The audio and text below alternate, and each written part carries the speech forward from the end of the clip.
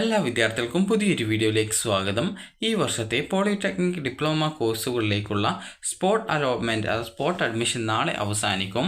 അപ്പോൾ വിദ്യാർത്ഥികൾ ഏത് കോളേജിലാണോ അഡ്മിഷൻ നേടാൻ താല്പര്യപ്പെടുന്നത് ആ ഒരു കോളേജിലെ വേക്കൻസി കൃത്യമായിട്ട് മനസ്സിലാക്കി വിദ്യാർത്ഥികൾക്ക് ഈ ഒരു സ്പോട്ട് അഡ്മിഷനിൽ പങ്കെടുക്കാവുന്നതാണ്. അപ്പോൾ നാളെ വരെയാണ് ഈ ഒരു സ്പോട്ട് അഡ്മിഷൻ നടക്കുന്നത്.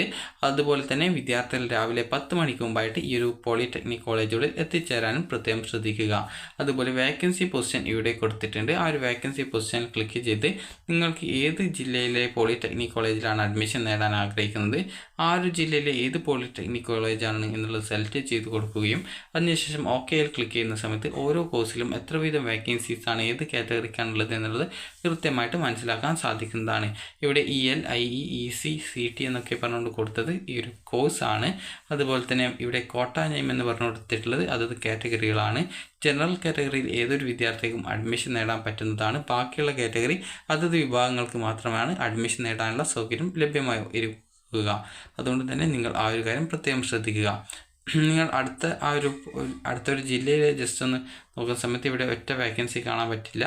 അപ്പോൾ അങ്ങനെയുള്ള സമയത്ത് അതായത് വേക്കൻസി ഇല്ലാത്ത കോളേജ് ആണെങ്കിൽ നിങ്ങൾക്ക് അവിടെ ആ ഒരു ഓപ്ഷൻ വെക്കാനുള്ള സൗകര്യം ഉണ്ടായിരിക്കുന്നതല്ല.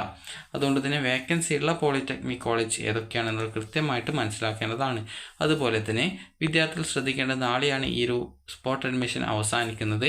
അതുകൊണ്ട് തന്നെ ഇതുവരെ ഈ ഒരു സ്പോട്ട് അഡ്മിഷനിൽ പങ്കെടുക്കാത്ത വിദ്യാർത്ഥികൾ ഉണ്ടെങ്കിൽ വേക്കൻസി നോക്കിയിട്ട് ആ ഒരു പോളിടെക്നിക് കോളേജിൻ്റെ സ്പോട്ട് അഡ്മിഷൻ ഷെഡ്യൂൾ എന്ന് പറഞ്ഞിട്ട് കൊടുത്തിട്ടുണ്ട്. ആ ഒരു ഷെഡ്യൂൾ കൃത്യമായിട്ട് ഡൗൺലോഡ് ചെയ്ത് ഏത് ദിവസമാണ് അവിടെ ആ ഒരു അലോട്ട്മെൻറ്റ് നടക്കുന്നത് എന്നുള്ളത് കൃത്യമായിട്ട് മനസ്സിലാക്കിയ ശേഷം അവിടെ പോയിട്ട് നിങ്ങൾക്ക് ആ സമയത്ത് പോയിട്ട് അതിൽ പങ്കെടുക്കാവുന്നതുമാണ്.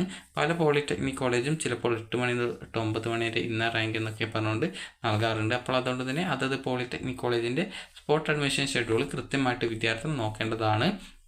അതുപോലെ തന്നെ ഈ ഒരു സ്പോട്ട് അഡ്മിഷൻ 13-ാം തീയതിക്ക് അവസാനിക്കും. അതിനുശേഷം പിന്നീടും സീറ്റ് വാക്കൻസി വരികയാണെങ്കിൽ അതത് സ്ഥാപനാടിസ്ഥാനത്തിൽ തന്നെ വീണ്ടും തേർഡ് സ്പോട്ട് അഡ്മിഷൻ നടത്തുന്നതാണ്.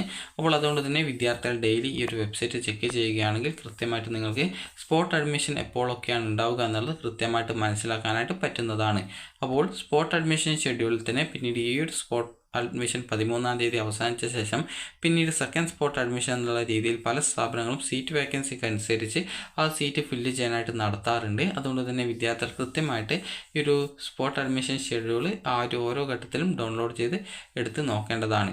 അപ്പോൾ 13-ാം തീയതിക്ക് ശേഷം നിങ്ങൾക്ക് അവിടെ ഷെഡ്യൂൾ കാണുന്നുണ്ടെങ്കിൽ നിങ്ങൾ കൃത്യമായിട്ട് അത് ഡൗൺലോഡ് ചെയ്ത് നോക്കിക്കഴിഞ്ഞാൽ ആ ഒരു ഡേറ്റ് മാറ്റിയിട്ട് അതായത് വേറൊരു ദിവസം സീറ്റ് ഫില്ല് ചെയ്യാൻ വേണ്ടിയിട്ട് ഈ ഒരു സ്പോട്ട് അഡ്മിഷൻ നടത്തുന്നുണ്ടോ എന്നുള്ളത് കൃത്യമായിട്ട് നിങ്ങൾക്ക് നോക്കിക്കഴിഞ്ഞാൽ അറിയാനായിട്ട് പറ്റുന്നതാണ്.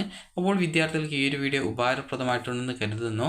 സ്പോട്ട് അഡ്മിഷനിൽ പങ്കെടുക്കാത്ത വിദ്യാർത്ഥികൾ ഉണ്ടെങ്കിൽ നാളെ പോയിട്ട് പങ്കെടുക്കുക. അപ്പോൾ അതുപോലെ ആ സ്ഥാപനത്തിൻ്റെ ഷെഡ്യൂളും കൃത്യമായിട്ട് പരിശോധിക്കേണ്ടതാണ്. അപ്പോൾ വിദ്യാർത്ഥികൾക്ക് ഈ ഒരു വീഡിയോ ഉപകാരപ്രദമായിട്ടുണ്ടെങ്കിൽ ലൈക്ക് ചെയ്യുക, ഷെയർ ചെയ്യുക. Thank you for watching.